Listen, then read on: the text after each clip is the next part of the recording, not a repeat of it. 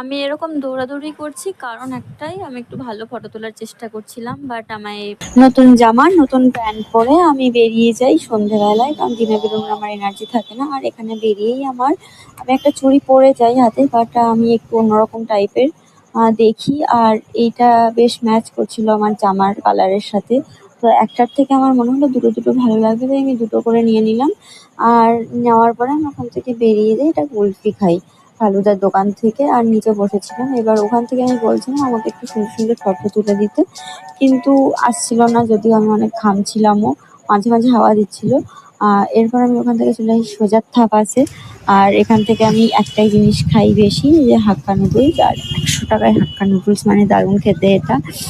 খাওয়া ঘোরা কমপ্লিট, তো এবার বাড়ি ফেরার পালা। তো ওখান থেকে বেরিয়ে আমরা সোজা স্টেশনে চলে আসি। আমি এবার ট্রেনের জন্য ওয়েট করছিলাম কিছুক্ষণ। তো আজকের ভিডিও এই পর্যন্তই, দেখা হচ্ছে নেক্সট ভিডিওতে। Tata, bye bye.